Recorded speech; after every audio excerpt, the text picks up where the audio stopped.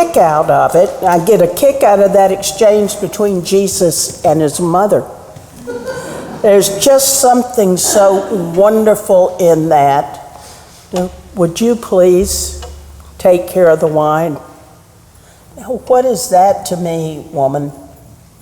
And I can just imagine her cutting her eyes up at him. Like just get it done, It's just a great exchange. Yesterday, your vestry gathered in their annual vestry retreat, and I'm going to share a little bit of that with you. One of the first pieces of business we did, which I have the pleasure of announcing this morning, is the election of our new senior warden, John Whitehead. Where's John? There he is, right back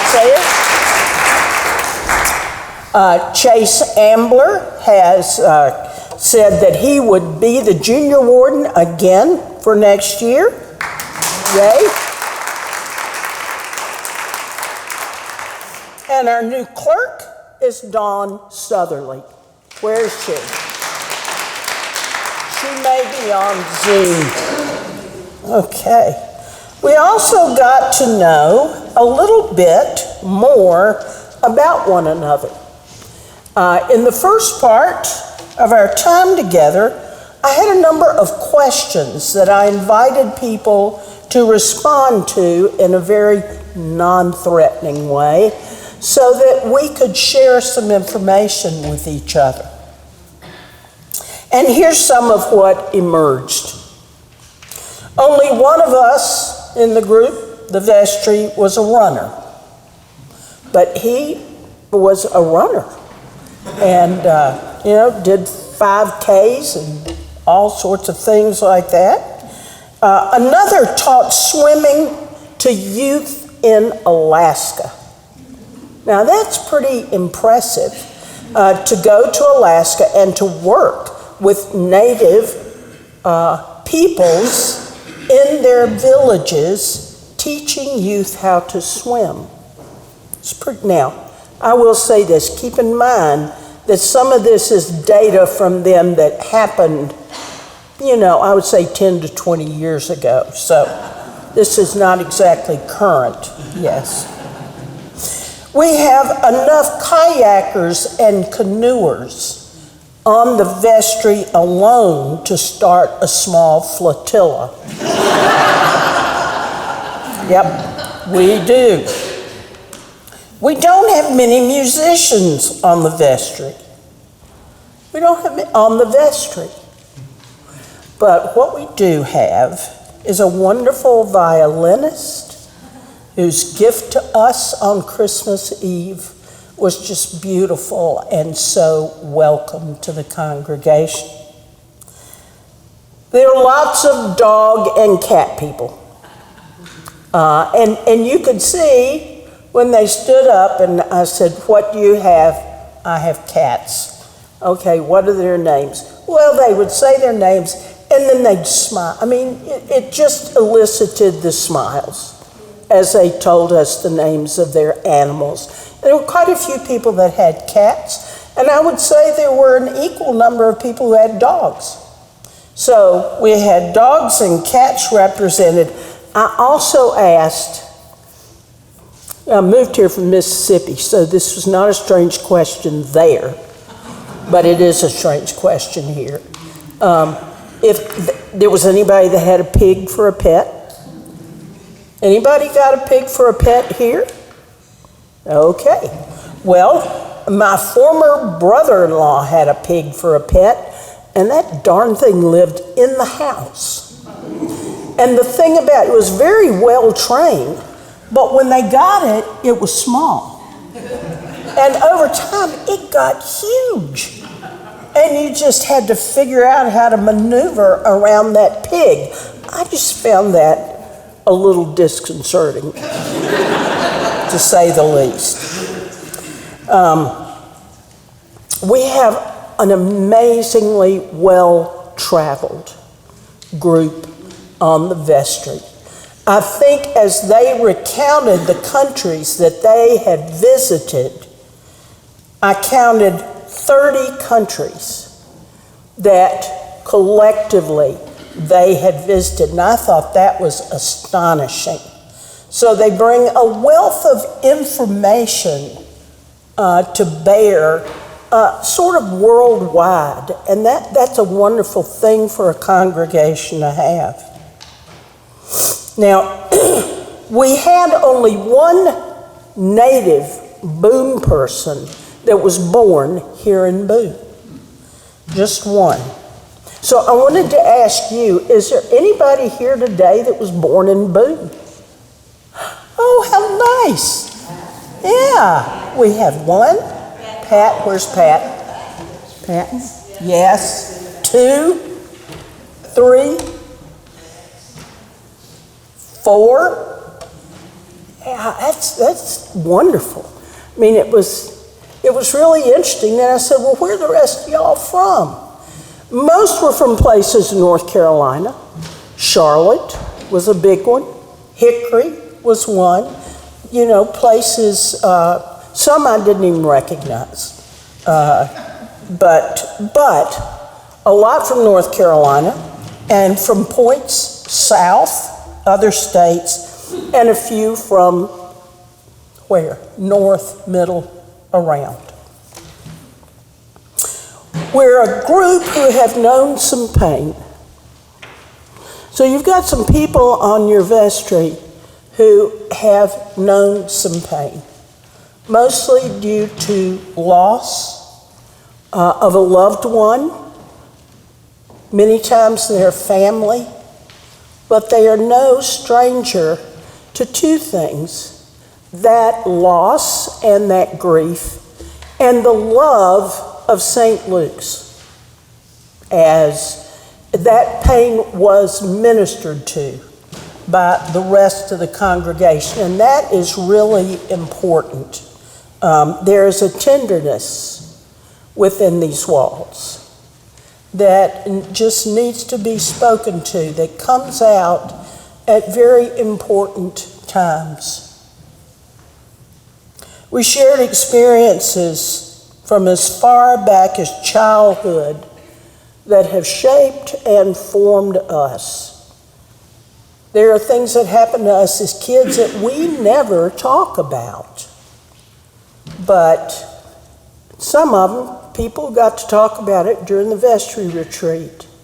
And so time and space was provided for that type of conversation.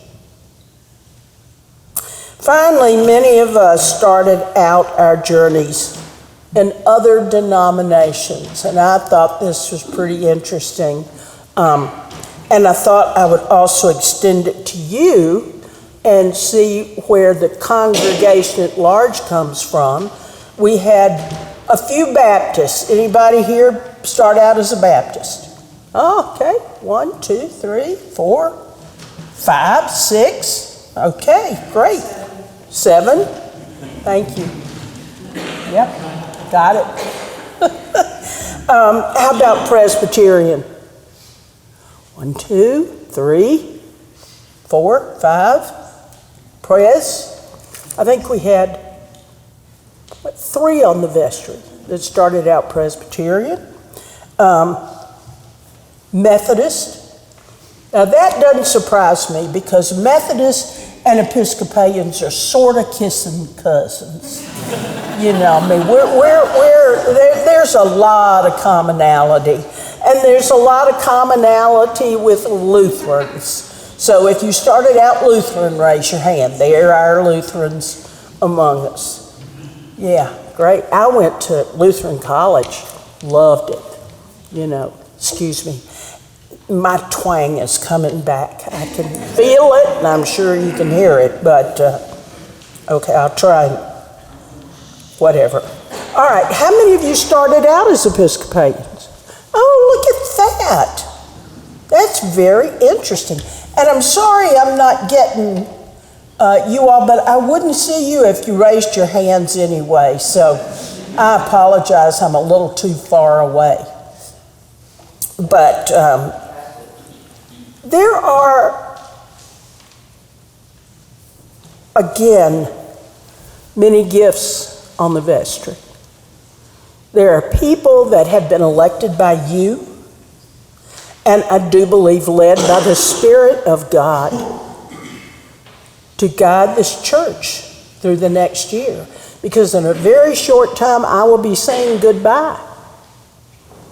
And you will be saying hello to your new permanent rector. And that will be exciting. And that's why I'm here, is to fill that time, to bridge the gap, so that you all will have the time and the space to talk about what you need. You'll hear more about that in the coming weeks as Augusta Anderson works with your discernment committee. And I'm going to let our new senior warden, John, tell us more about that when he makes a report. But you've got gifts there. And I want you to listen again now, keeping in mind that you elected your vestry to 2 Corinthians, to the second lesson, which is Corinthians for today. There are varieties of gifts, but the same Spirit. There are varieties of services, but the same Lord. And there are varieties of activities, but it's the same God who activates all in every one. To each is given the manifestation of the Spirit for the common good. We don't all have the same gifts. We're not supposed to. We're supposed to have and activate what God gives us and use those gifts together for the common good. To one is given through the Spirit the utterance of wisdom, and to another the utterance of knowledge according to the same Spirit. To another faith by the same Spirit. To another gifts of healing by the one Spirit. To another the working of miracles. And let me say here that when I get really sick, and I've been in the hospital a couple of times, there are a couple of people that I know that I just want to come to the hospital and pray for me. There's just something about it. I mean, not that I don't want everybody to come, that's not what I mean. But they are people who seem to, when they touch me, I feel a sense of healing. And I think that person has the gift of healing. All of these different gifts manifest in certain ways. To another, the working of miracles. To another, prophecy. Every once in a while, somebody will get up in church and they'll speak with a voice that you have a sense of that ring of truth. They are speaking truth. To another, the discernment of spirits. To another, various kinds of tongues. Y'all know what speaking in tongues is? Yeah? I see some no's. Or not no's, but I don't know about that. And to another, the interpretation of tongues. I'm going to share with you a little, and this is connected to this church, a little story about tongues. Back some years ago, I don't need to tell you how many, but it was when the Reverend Gray Temple and Jean Temple were here, and I remember I've spoken to you about Gray and Jean. It was also during a time of what was called the charismatic renewal. Anybody involved in the charismatic renewal some years ago? It's when these gifts really were manifest all over the place.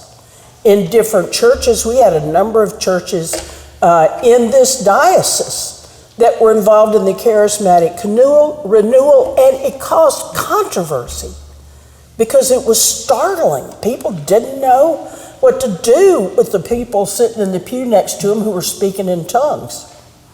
It was just a gift that wasn't recognized. And if you grew up in the church of the 50s, you know what I'm talking about. It was dull.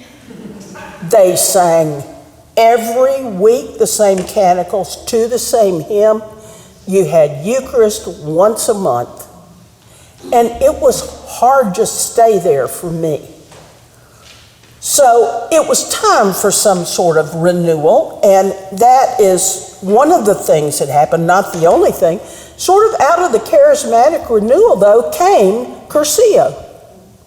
It gave life to new programs. Young Life is another one. Just new things that got born in during that time, during the charismatic renewal.